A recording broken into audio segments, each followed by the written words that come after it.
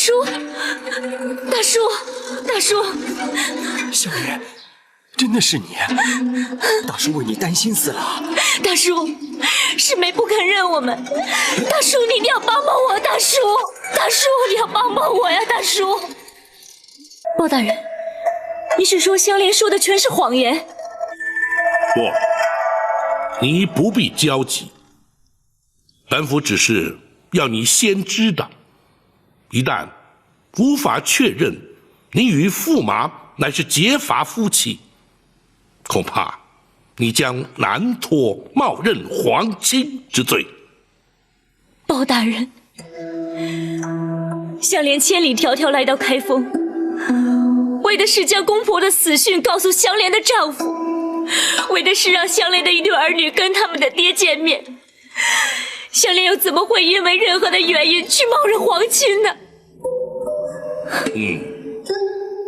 在你家乡的地保来此之后，本府自可查明你所说的一切是否属实。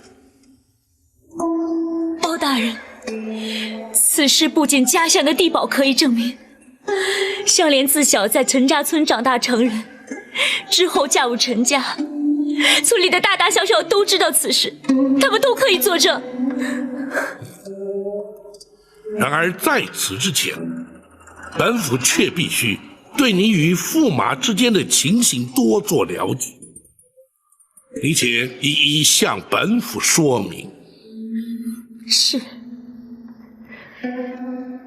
香莲自小母亲早亡，随父亲来到陈家村。父亲在村里设了一个小小的私塾。曾子曰：“5日3省吾身。”曾子曰：“5日3省吾身。”为人谋而不忠乎？为人谋而不忠乎？与朋交而不信乎？与朋交而不信乎？传不习乎？传不习乎？曾子曰：“5日3省吾身。”曾子曰：“5日3省吾身。”为人谋而不忠乎？为人谋而不忠。与朋干嘛？不信乎？你在偷听他们读书？不，我没有。传不习乎？传不习乎？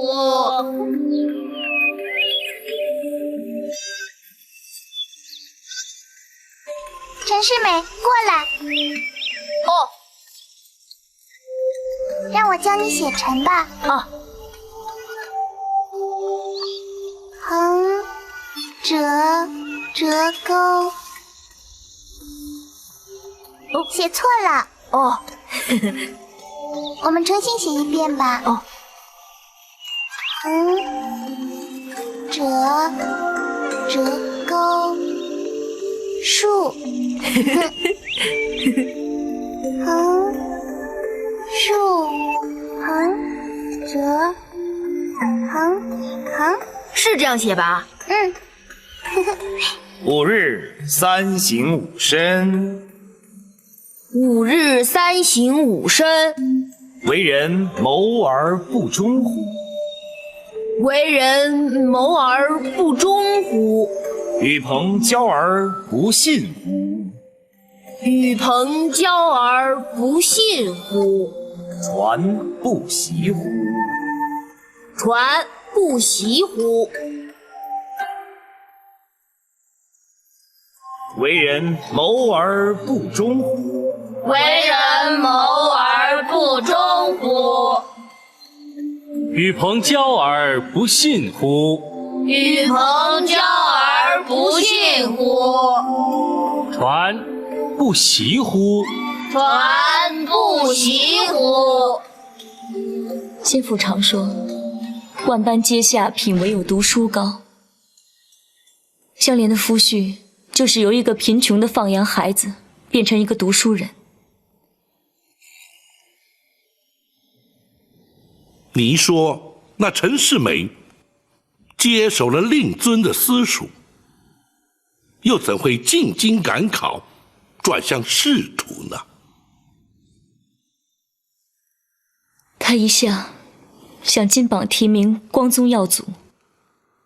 为了让他达成心愿，于是就关闭了私塾，让他在家专心苦读。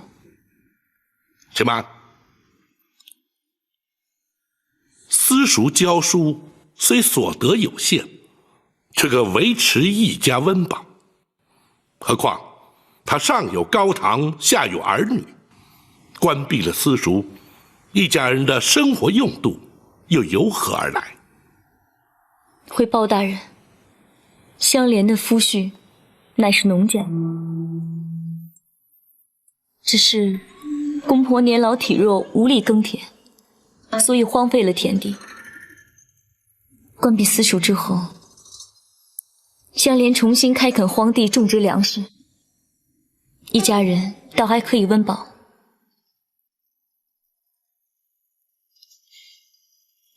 你一个妇道人家，从未下田耕作，那些农务你担得下来吗？不能担也得担，只要能够完成他的心愿，就是再多的苦，香莲也愿意承受。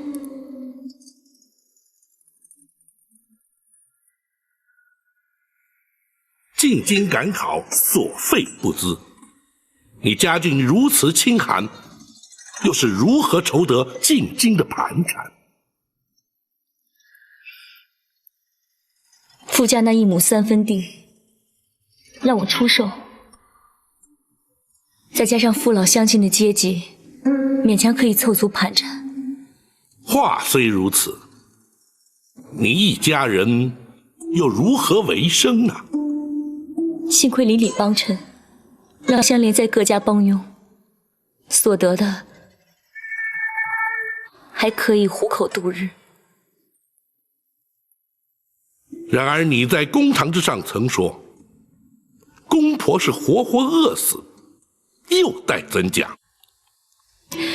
香莲夫婿进京赶考不到3个月，家乡突遭大旱灾荒，乡亲们自身都难保，自然无庸可帮，无钱可用。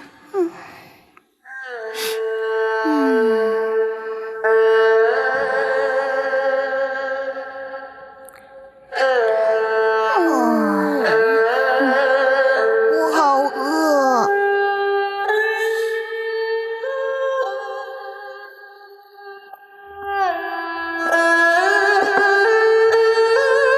娘，我好饿。先别急，让爷爷先吃。来，爹。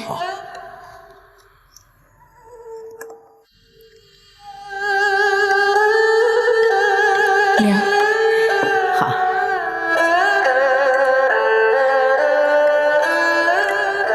来，冬妹。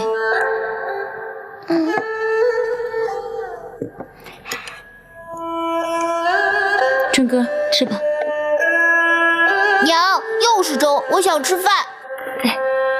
春哥，喝粥跟吃饭没有两样。春哥乖，不要闹了，快点喝啊！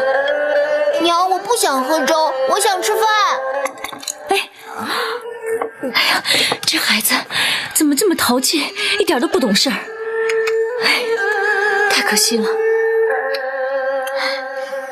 哎呀，你看看，春哥，你不可以浪费粮食。我们家里有粥吃就不错了，有些人家连粥都吃不上呢。你不要闹了，快点喝啊！那已经倒到桌上了，我怎么吃啊？你这孩子。来，那碗给爷爷喝，爷爷这碗给你喝啊。爹。哎呀，这小孩子懂什么？不要生气了哈，我喝不也一样吗？来，吃菜，来吃啊，你也吃。哎，小莲，你自己怎么不喝呀？爹，我不饿，等你们吃完了我再吃。我先回厨房收拾一下，你们慢慢吃啊。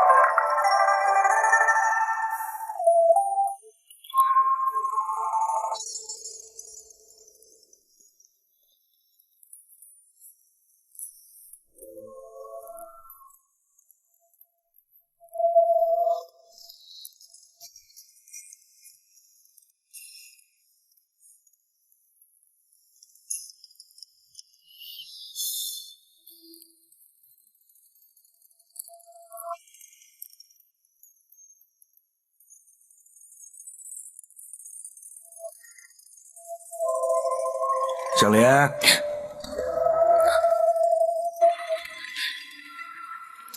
爹娘，你们来这里干什么？哼，来看看我们陈家的媳妇儿在吃什么好吃的。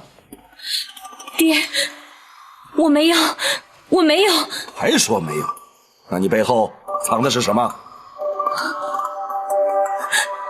爹，我们老两口不吃，那也就算了。可是孩子这么小，你为什么不给他们吃饱呢？是啊，你这做娘的，还对得起自己的良心吗？一个人躲在厨房里吃，你能吃得安心呢？爹，来，让我看看。爹，这是什么呀？拿过来。你就吃这个，香莲。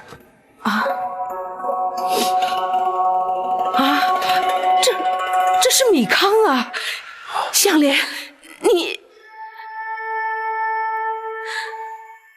爹娘，家里实在是什么都没有了，就剩下那半锅粥。香莲，爹娘年纪大了，春哥和冬妹不能挨饿，媳妇儿年轻，还能顶得住。是我们错怪你了啊，也是我们把你给拖累了。要是没有我们二老，你和孩子还是勉强的能够活下去的。香莲，以后你就别再照顾我们二老了。是啊，不，爹，媳妇儿既然嫁到陈家，生是陈家的人，死是陈家的鬼。只要媳妇儿还有一口气在，媳妇儿一定会全力以赴侍奉两位老人家。香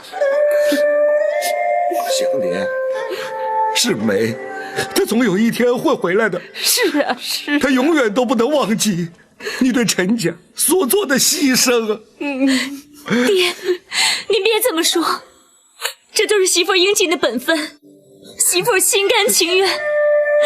只希望两位老人家能够平平安安的度过晚年，媳妇儿就心满意足了。香莲，香莲，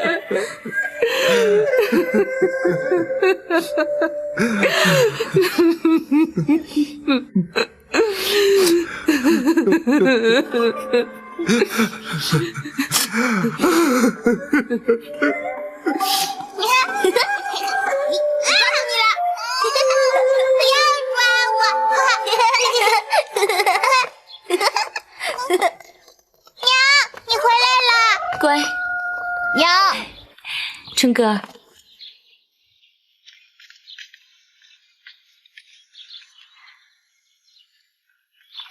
爷爷奶奶呢？爷爷奶奶上山去了。爷爷说我和冬妹要好好照顾娘。他们什么时候上山的？他们去了好一会儿。春哥，你照顾妹妹，娘马上回来。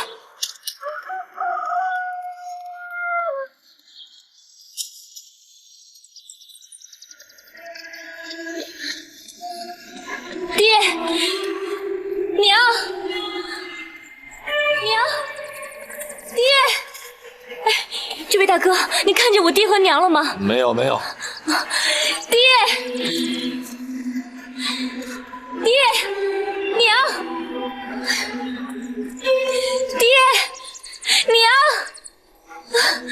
爹，哎呀！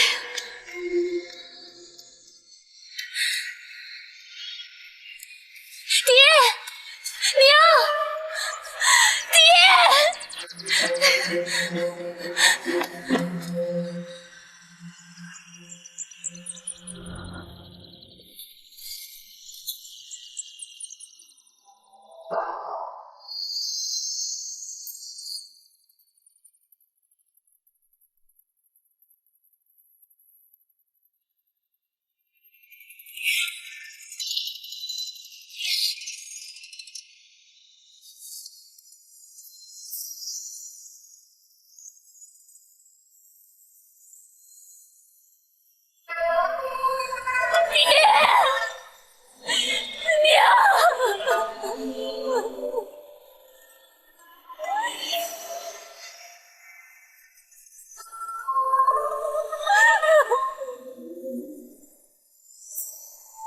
两位老人就是为了让两个孩子能够多吃一口粮食，他们竟然选择了自尽这条路。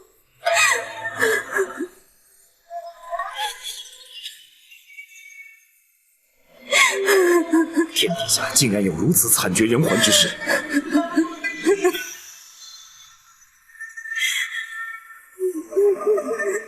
天地不仁，以万物为刍狗。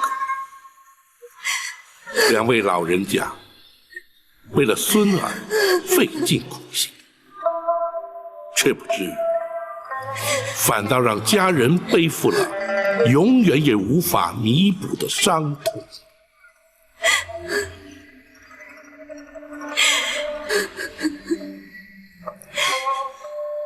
幸亏家乡父老照顾，香莲才得以将两位老人家的后事料理完毕。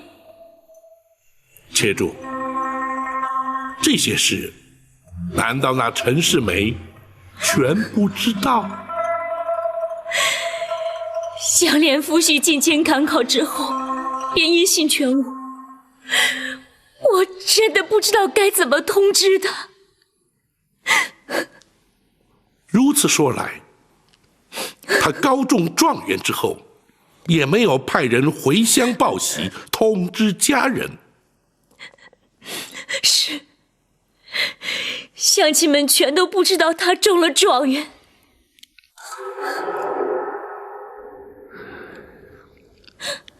大人，这倒是有违常情。就算陈世美没有差人返乡，科场也该在发榜之后通知原籍才是。不错。既然不知那陈世美在何处，你又怎会得知他高中了状元，而且被公主招为驸马？回报大人，跟他一同进京复考的有位同乡举子，落榜之后回到村里说出此事，香莲才带着儿女们来京寻夫的。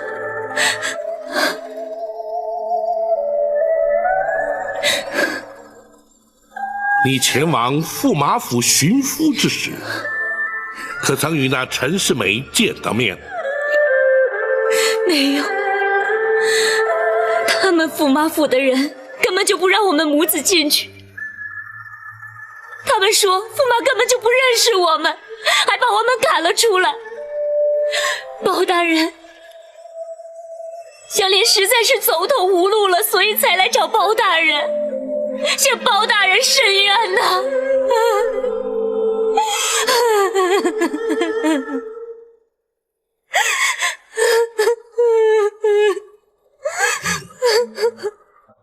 本府明白了，秦香莲，本府自会向泸州查证。过几天，你村中地保来京之后，本府自会有所决断。你且先回房照顾儿女去吧。是，多谢包大人。香莲告退。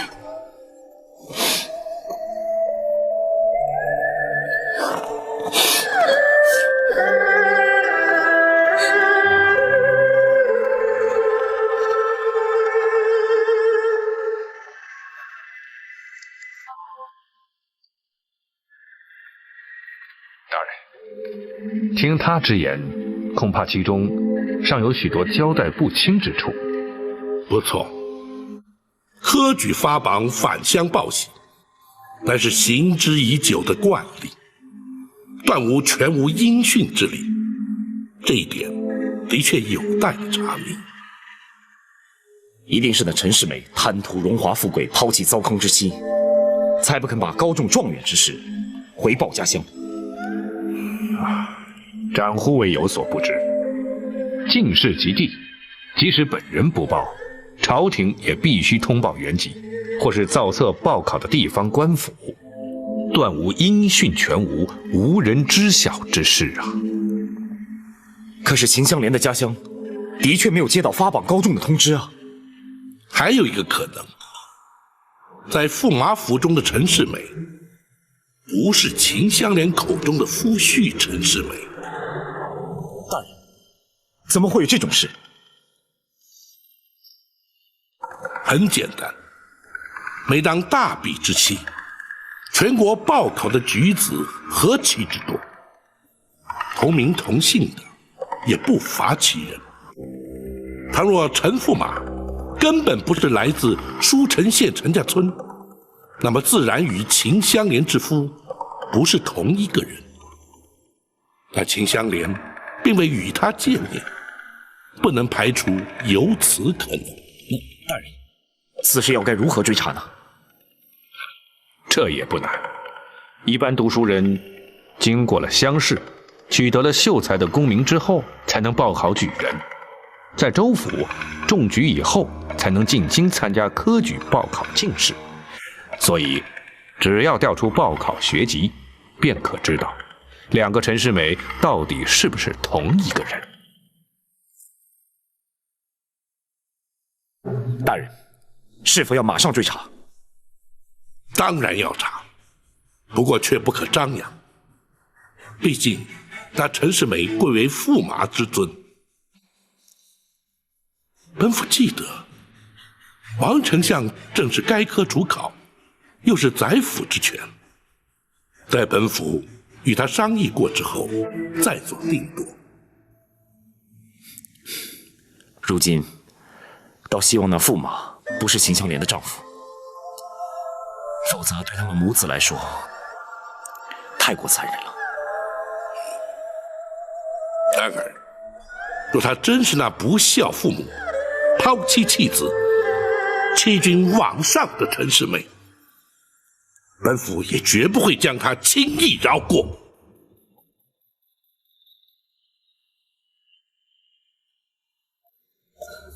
御医，公主到底得的什么病？你可曾为她开立药方医治啊？启禀驸马，公主根本就没有生病。没有病？那公主为何整日精神不济、浑身不适？你确实诊断清楚了？回驸马，公主非但没有生病，而且还要恭喜驸马了。御医，你说这话什么意思啊？恭喜驸马爷，贺喜驸马爷，公主已有了身孕了。啊，公主的确已有了3个月的身孕，驸马不用担心。好极了，本宫有赏。回明，奴婢在。替本宫打赏，顺道送御医回府。是。多谢驸马爷。哎，多谢御医。请。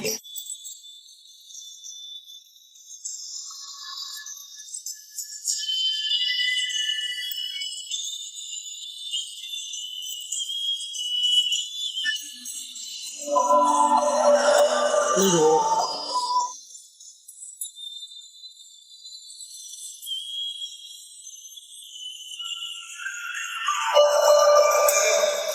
公主怎么起来了？方才御医说，恭喜驸马了。哎，公主，你们退下吧。是。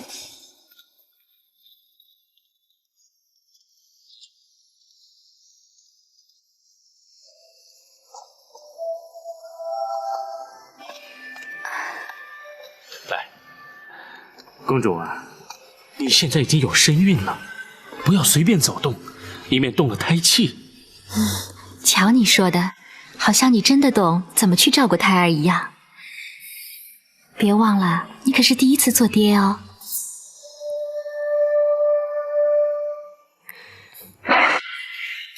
哎呦，你看这小孩真好玩，睡得呼呼的。哎呦，真好！你看，太乖了，真乖。哎呦，长得真好。哎呦，哎呦，师妹。哦，我抱小孩出去走走，你们夫妻俩说说话啊，说说话。哎呦，乖孩子啊！喝点。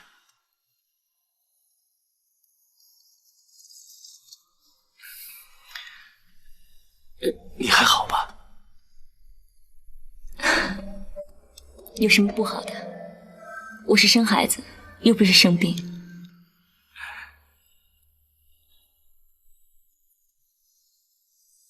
娘终于抱孙子了，你知不知道，我从来没有看见她这么开心过。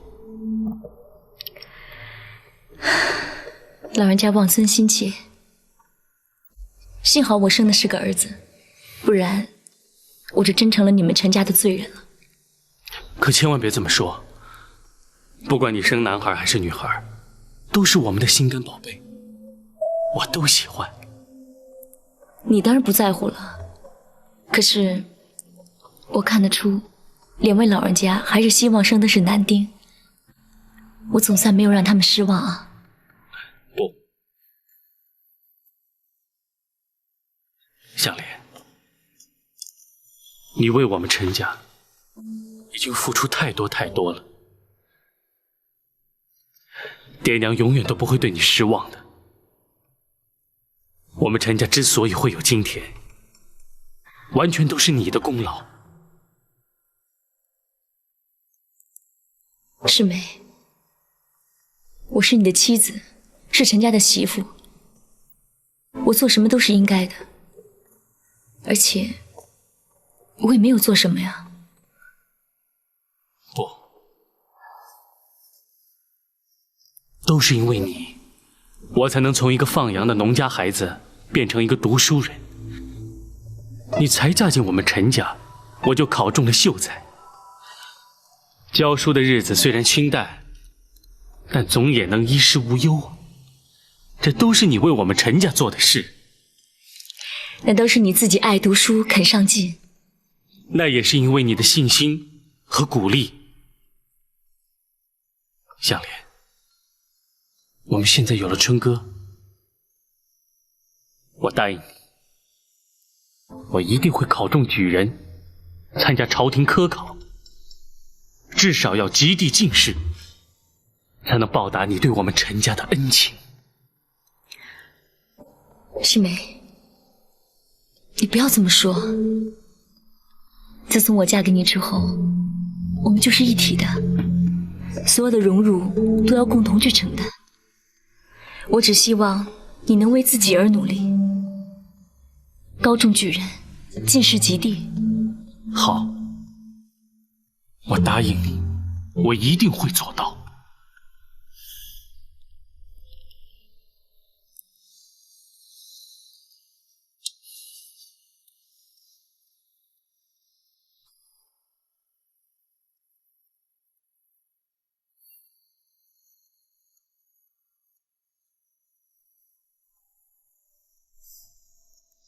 其实我现在最想知道的，就是你初为人父，心里究竟是什么感觉？驸马，驸马，你在胡想什么？快点回答我的问题呀！公主是问我，我是问你，初为人父，心里究竟是什么感觉？不瞒公主，此刻的心境是又欣喜又惶恐。欣喜的是香火得以传续，惶恐的是为人父的这责任也就随之而来了。我想也是如此，只可惜你一个亲人也没有，既不能分享你的喜悦，也无人分担你的责任。公主就是我的亲人，这个孩子永远也不用担心无人照顾，无人关怀。这个孩子一定能够快乐的成长茁壮。对，我们要让他过着无忧无虑、饱受关爱的日子，也可以弥补你无父无母的悲惨童年。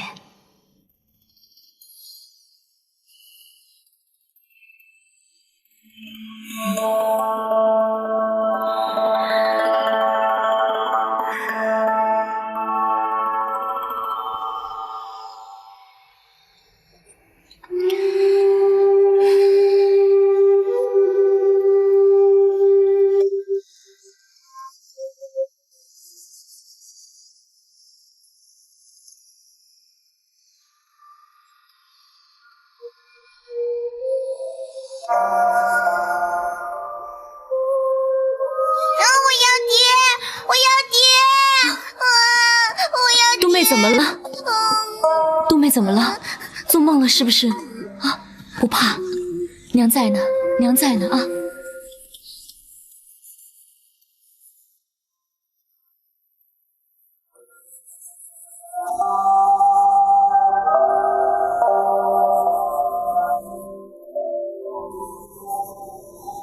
春哥，你怎么不睡啊？爹真的住在那个大房子里吗？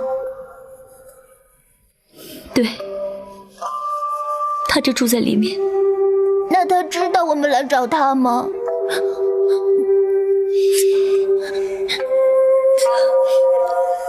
他知道。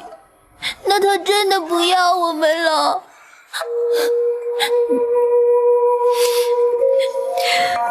春哥不要哭，娘已经求包大人了，包大人一定会让爹回到我们身边的。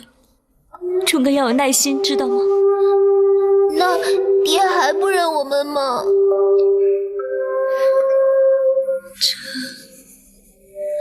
那是不是我们就可以回家了？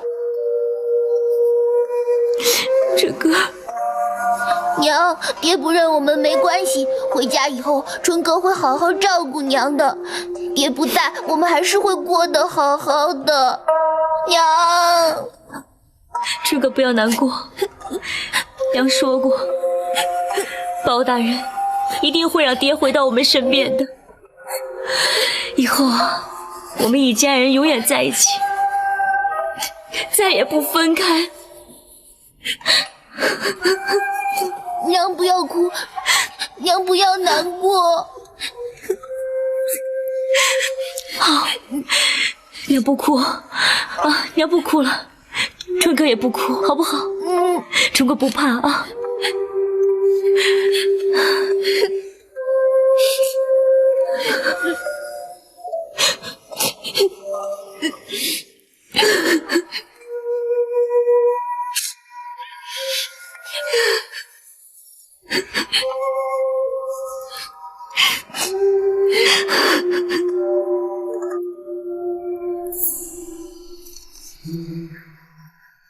本府已修书一封，你二人前往泸州府交与孙大人亲阅，他自会交代书呈现，命陈家村地保随你们一同返回京城，快去快回，不得有误。属下遵命。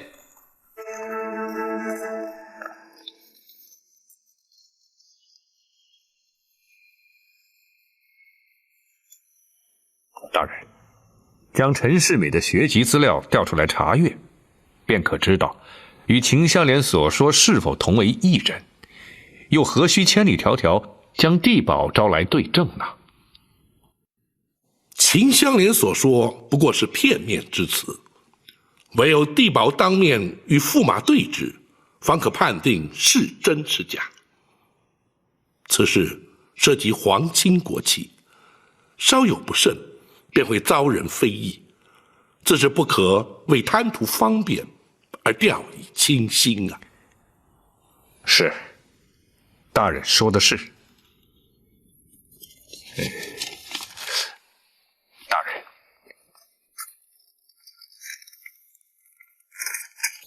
学生已将今日秦香莲所说记录成案。倘若如果驸马是秦香莲之夫，大人日后追查此案之时，也好作为参考。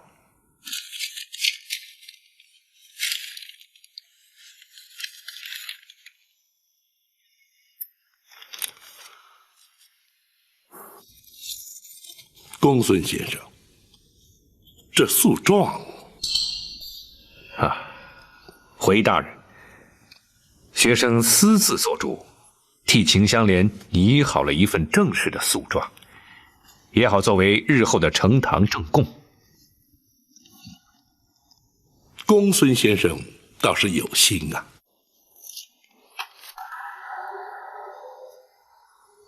大人是认为学生不应该自作主张？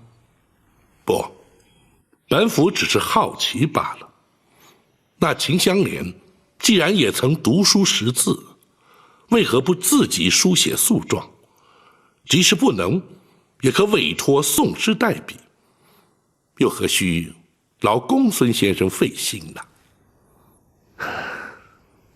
大人，秦香莲虽然读书识字，却对文案刀笔毫不熟悉。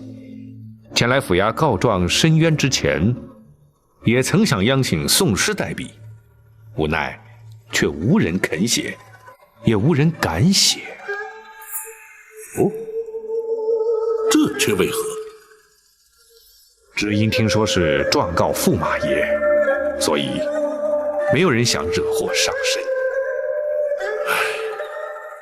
身。人人皆怕得罪权贵，也是在所难免的。只是如此一来，那些含冤负屈之人，恐怕更难有洗冤之日了。是，学生也是这样的想法。只是学生未征得大人同意就私自做主，尚请大人莫要责怪。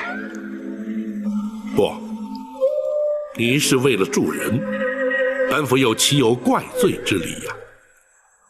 不过，那秦香莲前来府衙击鼓鸣冤之事，想必已传遍了京城。对此案来说，有害而无益呀。大人是担心驸马爷对此会有所反应？不错，不论驸马是哪一个陈世美，皆会因此而有所不满，或是心生警惕。也罢，明日本府拜见过王丞相之后，就去一趟驸马府吧。大人，贸然前往恐怕并不适宜呀。不，本府主动前往更加合宜。一则并无掩盖教示之必要，再则可以借此试探驸马的反应，也好作为查案的参考。是，大人明鉴。大人，展护卫要见本府有事，属下担心八王爷的安全。你是担心那夜闯王府之人今晚会再去？大人，请让属下前去王府，暗中保护王爷，防患未然。八王爷不是要大人不要再管此案的吗？八王爷的用意为何？本府虽然不清楚，然而展护卫的顾虑也不无道理。只是展护卫若是前去，岂不明显违背了八王爷的令允吗？大人放心，属下已跟王府的卫士做过了沟通，为了保护王爷，他们也愿意与属下配合。属下只是在王府之内暗中监视，若情非得已，属下不会现身。八王爷也不可能知道属下还在追查此案。如此一来，既可以保护八王爷的安全，又不会违背八王爷的令允，那就有劳展护卫辛苦一趟了。是，属下马上就去。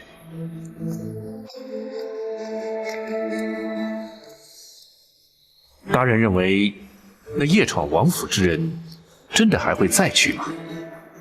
有备无患总是好些，毕竟八王爷的安危要紧啊。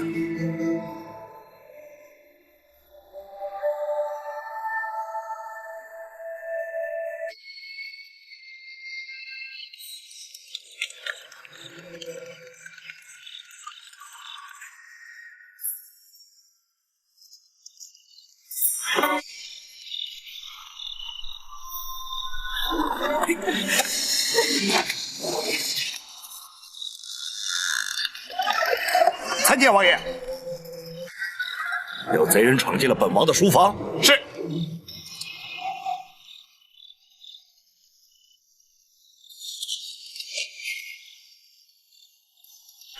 你不是王府的人。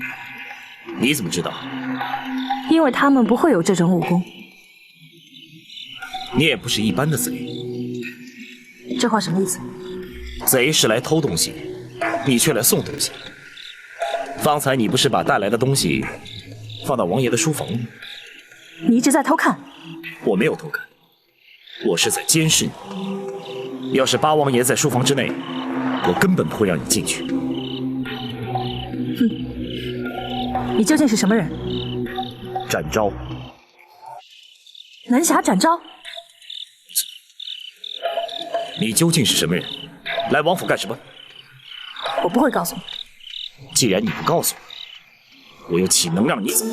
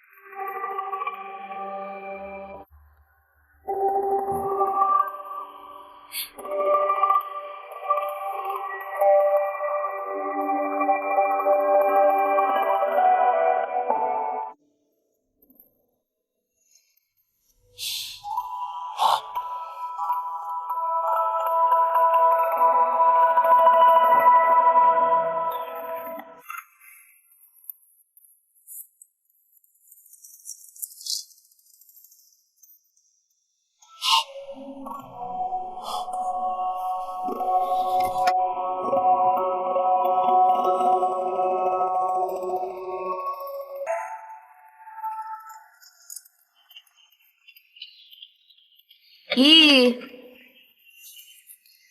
怎么样，骑不动了吧？看你以后还敢不敢瞧不起我们女人？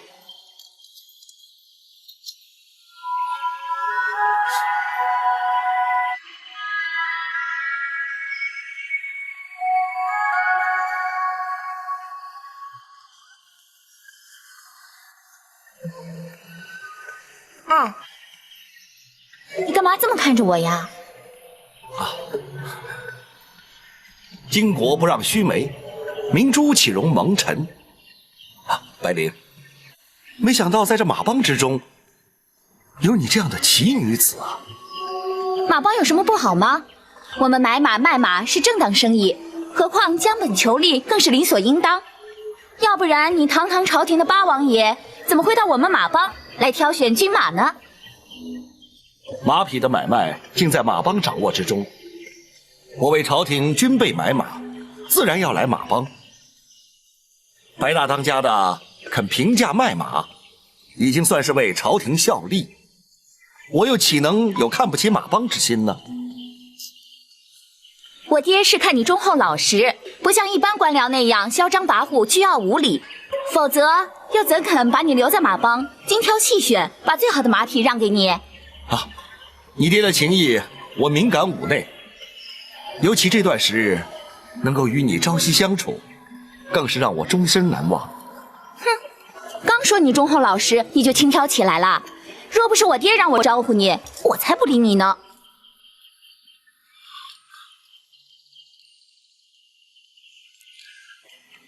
喂，你怎么又在那犯傻了？巧笑倩兮，美目盼兮，望之犹如天上，焉知尚在人间。此情此景，如诗如画，似梦似幻，怎不叫人心猿意马，忘情而神驰呢？我才不跟你转文呢！你这些话言不由衷，都是骗人的。不，我所说的话字字由衷，句句肺腑。此时此景，你骑在马上，就像是一幅画。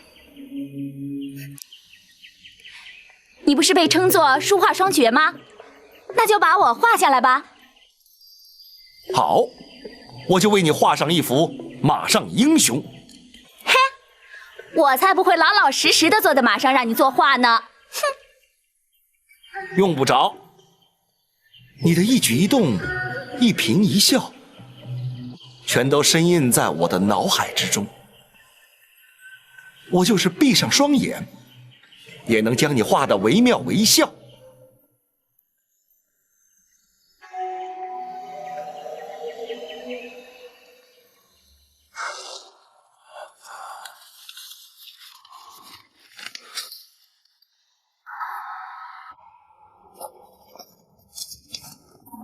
日午时10里亭。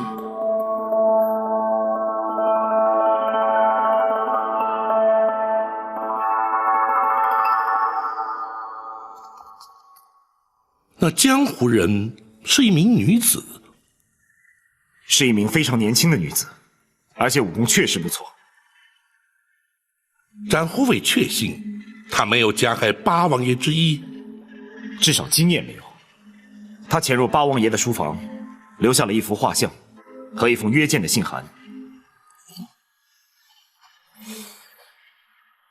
大人，以学生之见，想必那名女子与八王爷渊源颇深，这或许就是八王爷不肯向大人说出实情的真正原因。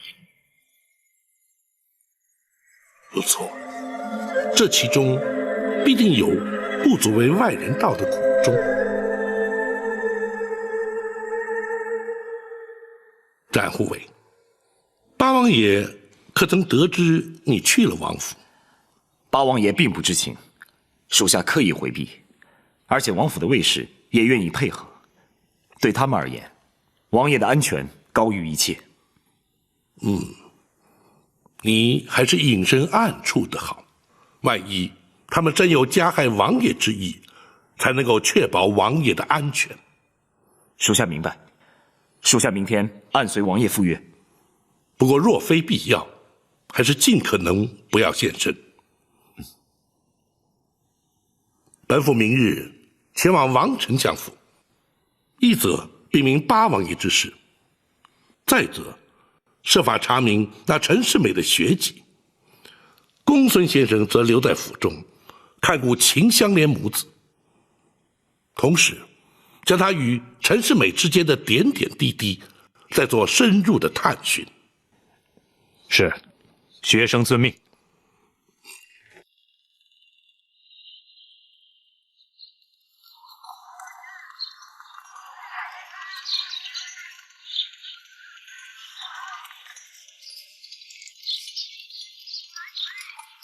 卖葫芦嘞，卖小灯笼，卖葫芦嘞。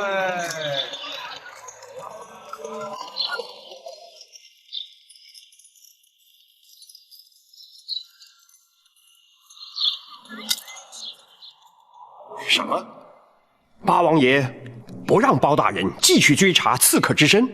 是，王爷也已向皇上禀奏过此事。王府之中警卫加强，却不准包拯继续再追查。倘若八王爷坚持的话，那么皇上也不好再说些什么。只是八王爷的安危，岂不是更加令人担心了吗？据展护卫分析，那夜闯王府之人似乎无意加害王爷，况且有展护卫暗中保护，料想尚无大碍。有展护卫从旁保护，那老夫就放心了。毕竟八王爷非但是皇室尊长，更是朝中文武百官的表率，无论如何不能有半点差池啊。包拯明白。相爷，包拯今日前来，还想向相爷打听一件事。哦，包大人想打听什么事？尽管说。不知相爷对当今驸马陈世美知道多少？包大人因何有此一问呢？包拯手中有一桩案件，或许与他有关，只是如今尚无定论，不便详述内情，还请相爷见谅。包大人办案呐，总是如此谨慎。也罢，老夫不问原因如何，只要包大人所问，老夫知晓的，定当知无不言，言无不尽。多谢相爷。那陈世美科举之时，相爷可是主考官？正是啊，在他高中状元之时啊，也曾前来谢师。此人的文采啊，的确过人呐，有许多精辟的论点，老夫至今记忆犹新呐。不知那陈世美的出身背景，相爷可清楚？当然了，当初太后招他为驸马之时，是八王爷做的大媒，这关乎到皇家的婚嫁大事，老夫岂敢怠慢呢？除却在礼部调阅他的学籍资料，还向他所属的泸州府查询过，确证无误。他可是泸州府舒城县陈家村人士。哦，包大人想必是弄错了吧？他虽然来自泸州府，却是合肥人士，和包大人乃是同乡啊。合肥人？不知道他家中还有些什么人？哎呀，说来也可怜呐，那陈世美啊，无亲无眷，孑然一身，涉及在合肥郊区的白云寺中啊，寄读多年，摸穿铁砚，状元及第。唉，只是可惜呀，无人与他分享这份殊荣啊。据相爷所知，那陈世美的确并无妻小。那当然了，否则怎么能招为东床驸马？莫非包大人所知，并非如此？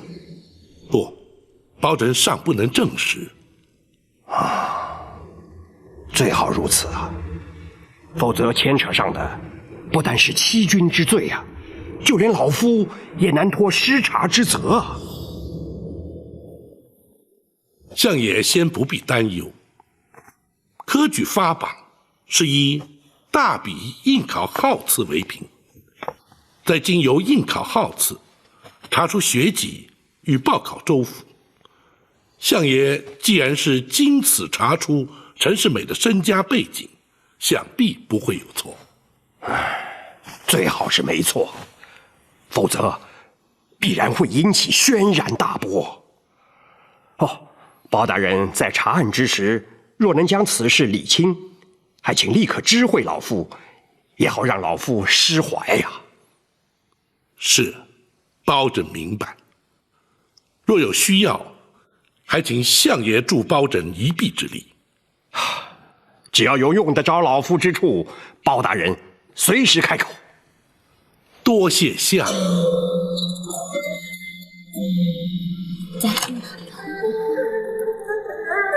慢点吃啊。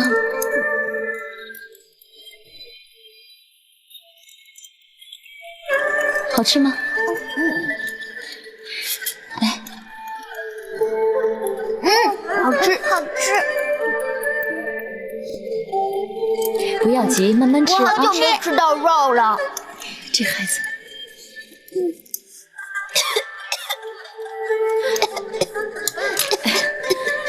叫你慢慢吃，你看噎着了吧？来，喝口汤。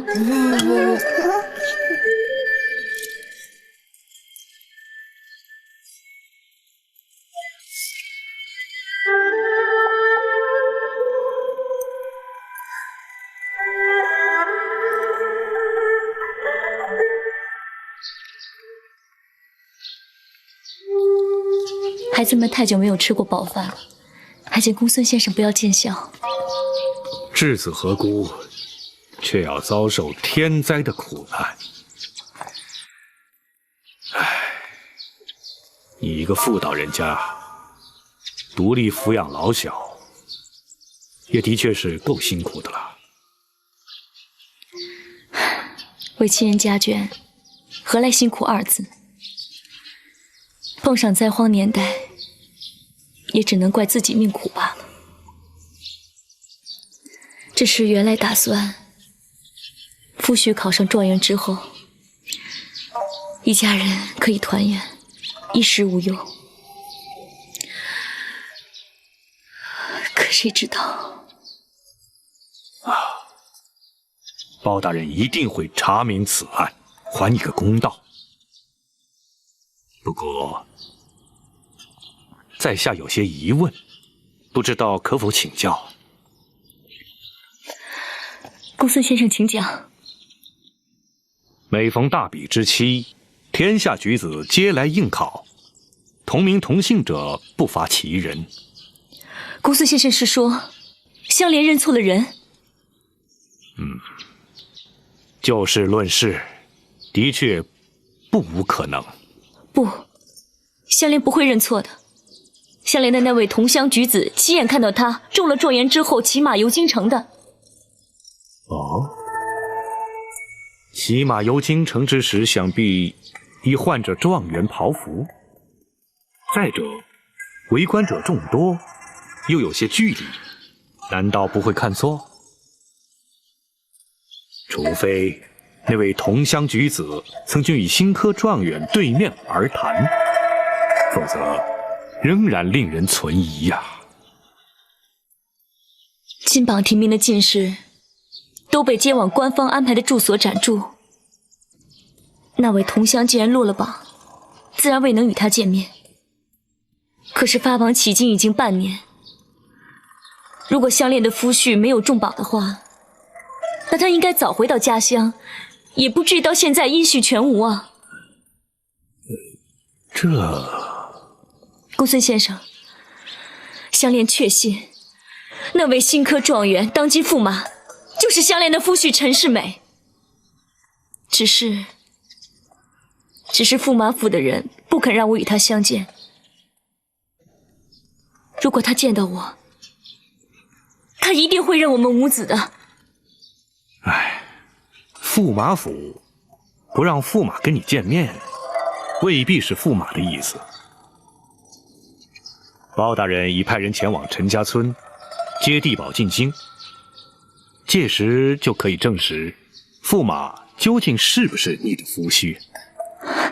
公孙先生，如果地保到了，就能证明香莲没有说谎。好，你别心急。地保去见驸马，他们没有理由推辞，包大人会妥善安排。京城和泸州府之间，快马疾行不过1、2日，你就安心在这儿等待吧。香莲多谢公孙先生多方照顾。啊。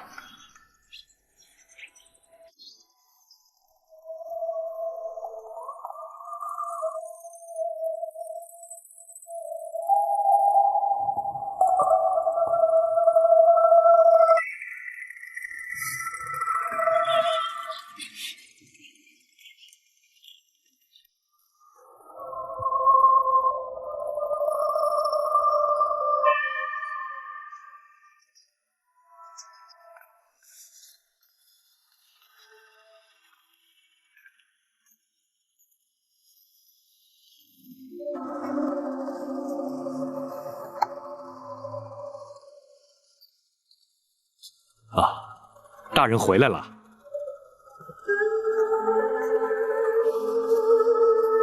不知王丞相的说法如何？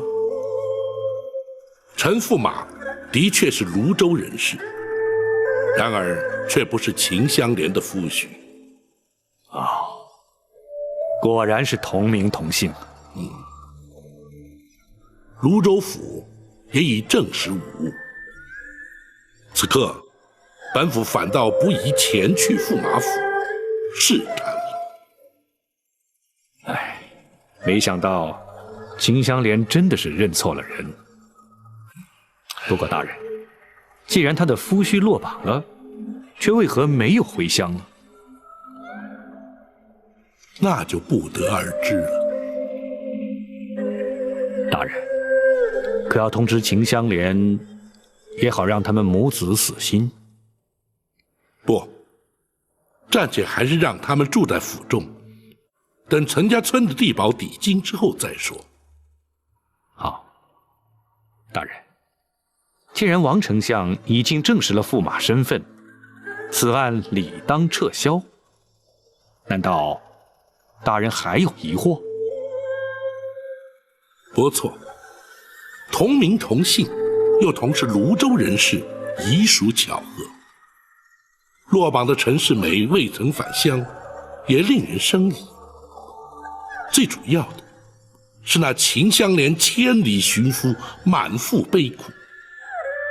若是不能让他确认两个陈世美并非同一个人，只怕他永远也无法释怀呀。倘若果真证实不是同一个人，那他的冤屈就将转为无法言喻的失望，对他们母子来说，仍然是痛苦。本府只能助他查明真相，对他心中之苦，却爱莫能助，只有让他自己慢慢平复了。大人已然尽力，自是无需介怀。还是等陈家村的地保到了再说吧。是。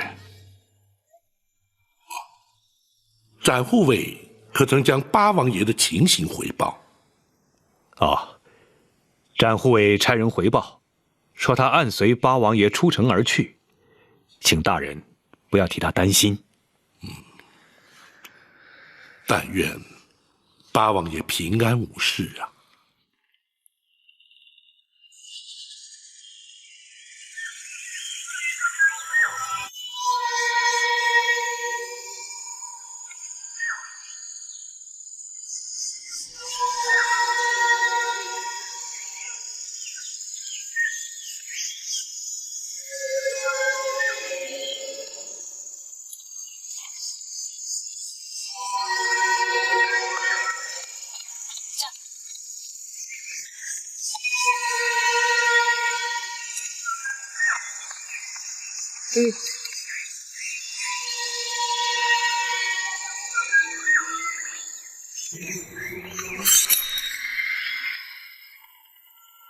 你倒是挺守时的。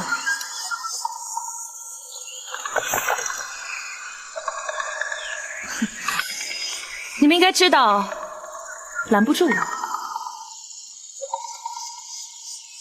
你们都让开！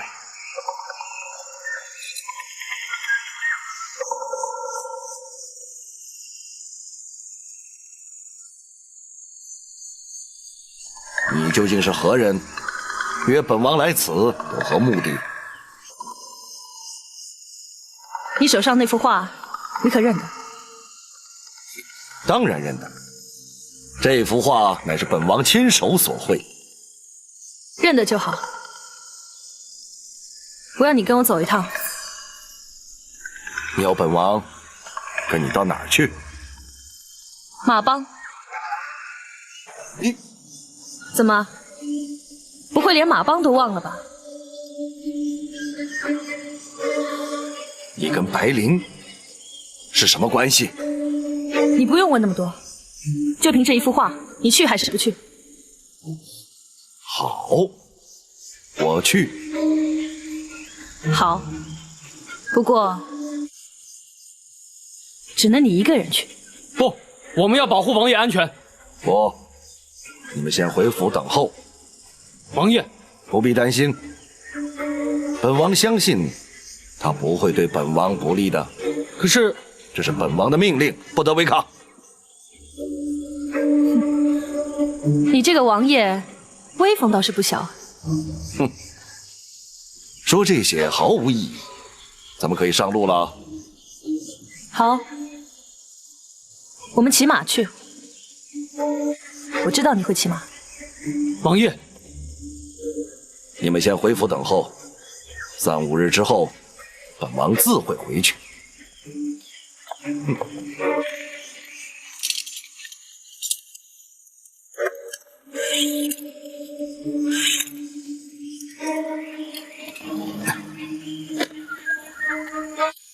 驾！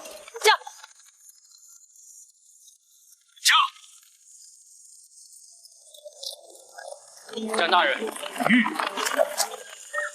王爷的安全没有问题，麻烦你转告包大人，王爷的安全我负责。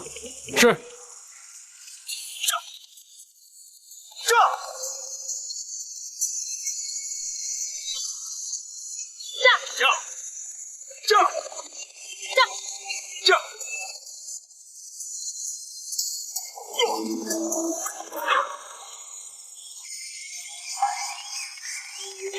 欧阳兄，展昭，你我好久不见了。欧阳兄为何挡我去路？我就是不想让你追上他。你知道我追的是何人？大宋朝廷的八王爷，皇上的亲叔叔。既然知道，那就应该明白展某必须保护王爷的安全。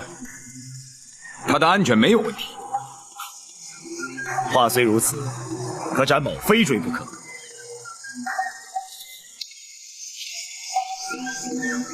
可是我非拦你不可。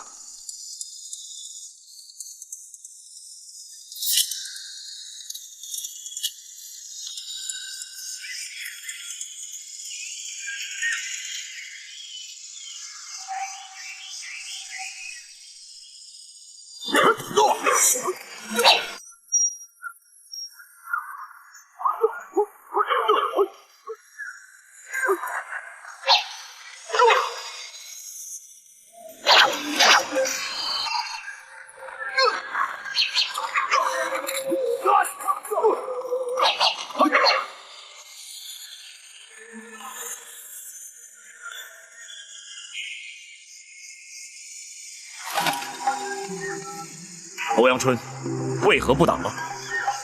我挡你一阵，足够他们走远了。我敬重你是条汉子，曾经有恩于我，可是如今，展昭，你相信我，我保证他不会伤害八王爷一根汗毛。你凭什么如此有把握？我认识他，他叫白小霜，是前任马帮帮主的外孙女。那又如何？更重要的是，她是八王爷的亲生女儿。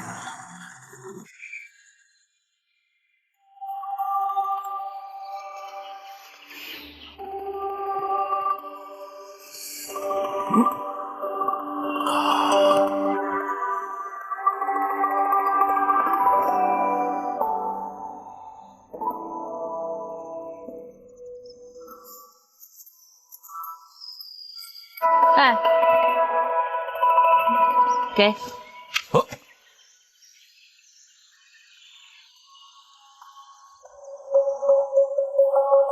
谢了。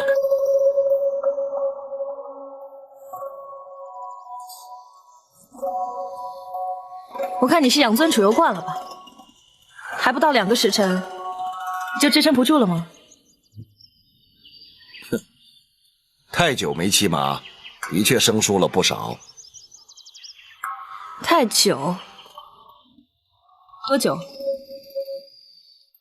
？20年了吗？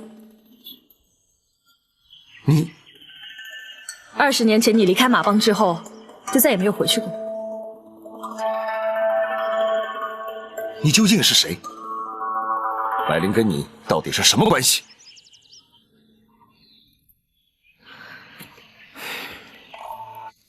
等到了马帮，你就会明白了。你为什么一定要带我去马帮呢？还是那句话，去了你自然就会明白。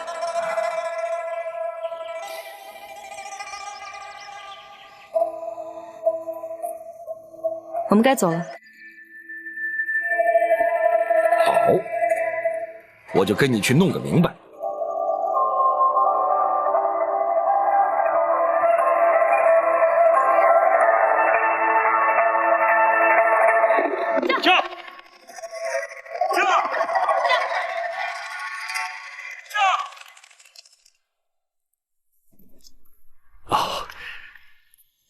大人，公孙先生何以如此匆忙？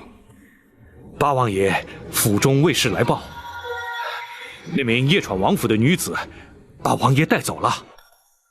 什么？展护卫已经暗中跟去，还说那名女子并没有加害王爷的意图，而且是王爷主动随她而去，不许卫士跟随。竟有此事？大王爷理应不会如此轻率才是啊！哎，大人，可要通知各地的官府，或是向圣上禀奏。暂且不要，大王爷想必自有定见。若是惊动了皇上，或是通知了地方官府，只怕反而会引起骚乱。展护卫又怎么说？展护卫要卫士转告大人，八王爷的安全，他会全权处理。那就无妨。本府相信，展护卫不会将八王爷置身险地才是。是。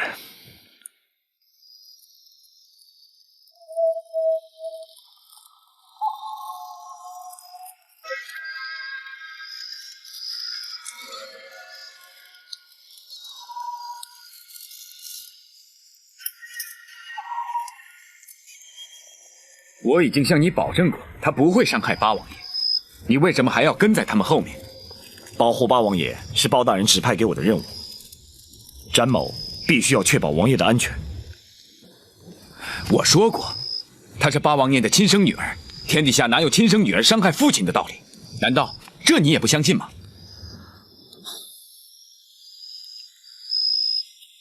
不是展某不放心，是八王爷突然冒出来一个来自江湖的亲生女儿，岂不是让人匪夷所思吗？连八王爷都不知道这女儿从何而来。欧阳兄，不管是为了八王爷的安全，或者是解除展某的疑虑，你今天必须把话给我说清楚。这我也不知从何说起。那就从你为何插手此事开始吧。说起这件事，跟你脱不了关系。怎么会跟我有关？你还记得来我马帮借账册之事？当然记得。要不是欧阳兄仗义相助，包大人又岂能让犯罪之人认罪伏法？可是出借账册却犯了马帮大忌，即使当时我是马帮的大当家，也难向马帮交代。如此说来，是展某连累了欧阳兄。那倒没什么，只是出于我的自愿。所以我只好辞去马帮大当家的职位，而离开马帮。协助包大人办案是我心甘情愿，可是继任人选却十分难找，既要能够服众，还要众望所归，千挑万选，老帮主的外孙女就成了不二人选。你说的就是八王爷的女儿？不错，她叫白小霜，是老帮主女儿白灵所生，性格豪迈，武功也不错，由她接掌马帮，谁也没有异议。既然如此，又怎么会扯上八王爷呢？小霜并不排斥接掌马帮，可是她却提出了一个条件。什么条件？白灵生下小霜就难产而死，再过2天是白灵的忌日，小霜让害死她母亲的人到坟前上香祭拜之后，才肯接掌帮位。害死白灵的人，他指的是八王爷？不错，八王爷并不知道白灵怀了他的孩子，也不知道白灵是因难产而死。这20年来，他从来没有回过马帮，也再也没有见过白灵。原来如此，小霜不会伤害八王爷，又不可能原谅八王爷。至于他会怎么对待八王爷，就没有人知道了。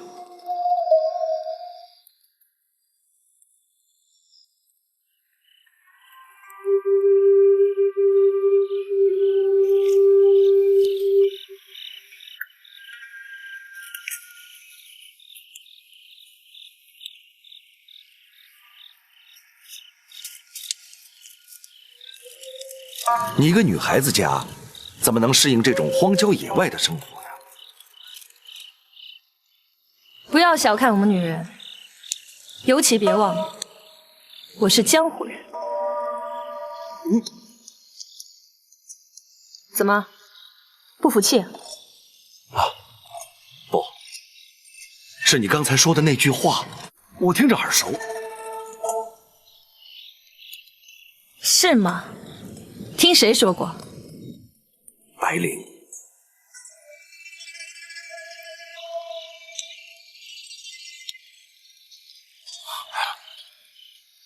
也就是这幅画的主人。你跟白灵到底是什么关系？如果关系不够密切的话，这幅画是绝不可能在你的手中。那么这幅画是怎么到他手里的？你还记不记得？不会忘，恐怕到死我也不会忘怀。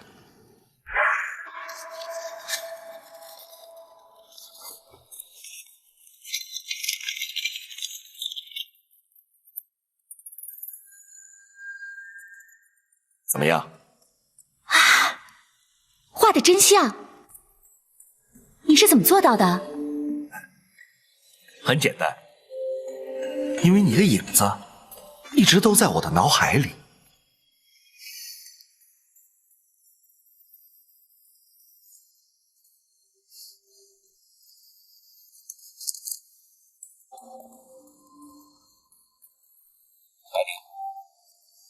我将这幅画送给你，你会将它永远留在身边吗？我会永远留着它，直到我死的那一天。哎，你才多大年纪？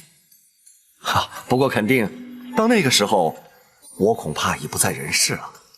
哎，你可别这么说，虽然你比我大10几岁，但是你贵为王爷，当然日子过得比我好了。哎，所以我想你一定会长命百岁的。不，我可不愿应了那句话，老儿不死，谓之贼呢。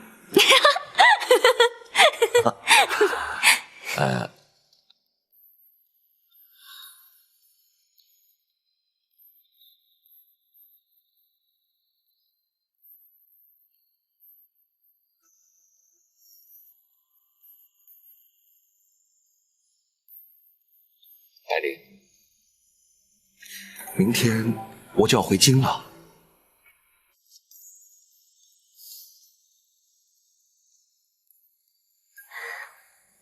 我知道。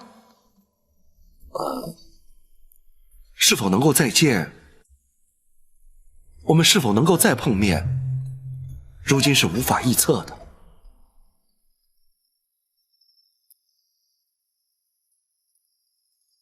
我也知道。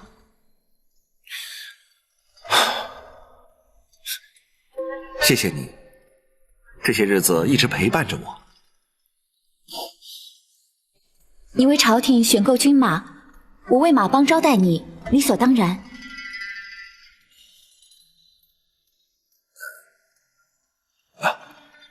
夜深了，你该回去休息了。不，我今天想留下来陪你。白灵，我是江湖儿女，不惯矫情作态，可我还是希望你不要看轻我。我永远都不会看轻你。可是，你不希望我留下吗？我当然想。那就好。可是，你知道我早有妻室。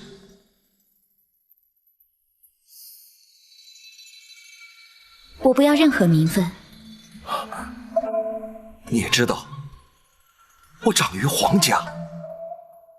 我不会告诉别人的，我也不会让你令皇室蒙羞。白灵，我是一个敢爱敢恨的女子，从不矫情。我要留下，是因为我真的想留下。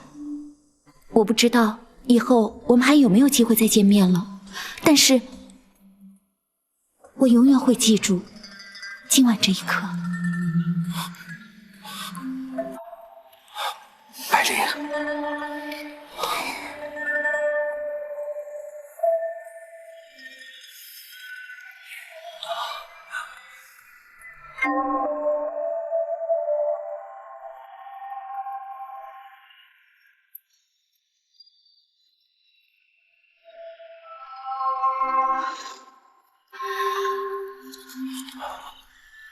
他也曾说过，除非他死了，否则这幅画永远都不会离开他的身边。可是，在你离开马帮，回到京城之后，不到1年他就死了。我知道，当时马帮也曾派人来通知我。可是当时京城中也正好发生了一件大事情。没有什么事大到你连他的葬礼都不能去参加。这关系到我赵家家族血印存续、大宋江山正事的问题，事关重大。当时我不能告诉任何人，如今我也不会对任何人说。那之后呢？办完了你所谓的大事之后，你为什么都没有到他的坟前去上炷香？时过境迁，我已经不能再去。如今，我正试着把这段往事给忘了。你也的确是忘了。不，我没有忘。你不要再说了。天下乌鸦一般黑，所有的男人都一样，喜新厌旧，薄情寡义。这件事跟你有什么关系？你怎么会认识白灵这个人？你跟马帮有什么关系？我已经说过，等你到了马帮，你自然就会明白。在这之前，我是不会告诉你。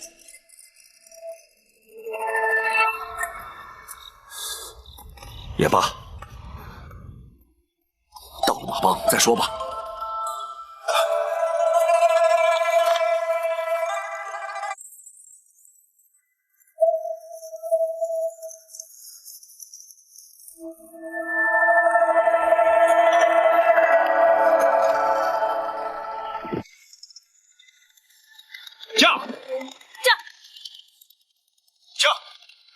驾！驾！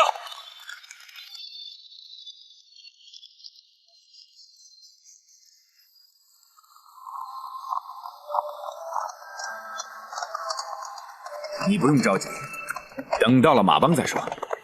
这一路上，就让他们父女俩相处一下。虽然说白小霜不会伤害八王爷，可是万一他把白灵之死归咎于王爷，万一动起手来，伤了王爷，岂不是难以弥补？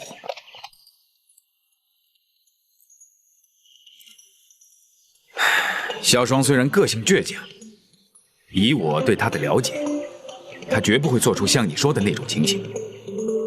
你只是希望他帮你接替马帮，你对他的为人心性又了解多少？相信我，普天之下，除了他外公之外，我是他最亲近的人。你和他竟有如此渊源？他的母亲白灵，曾经是我的未婚妻子。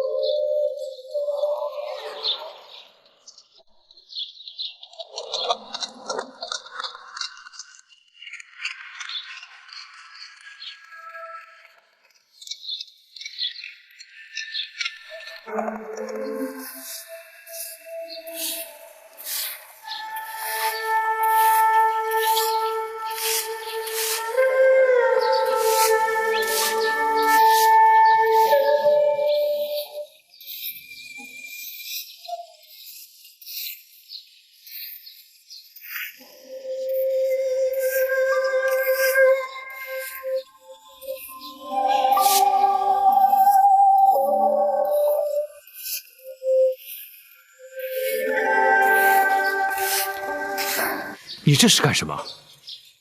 公孙先生，我只是想帮忙打扫一下。啊，府中自有负责清洁的杂役，你何必亲自动手呢？香莲承蒙包大人收留，又肯为香莲做主，香莲实在无以为报，只好为民伸冤，解民急难，乃是包大人的职责所在，你实在不必如此了。公孙先生，这是香莲唯一能做的。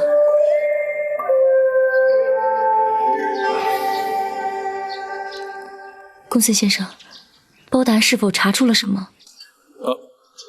不，还没有。公孙先生，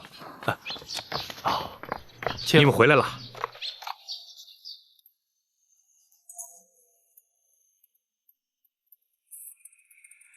大叔，大叔，香莲，真的是你，大叔为你担心死了。大叔，师妹不肯认我们，大叔你一定要帮帮我，大叔，你要帮帮我呀，大叔。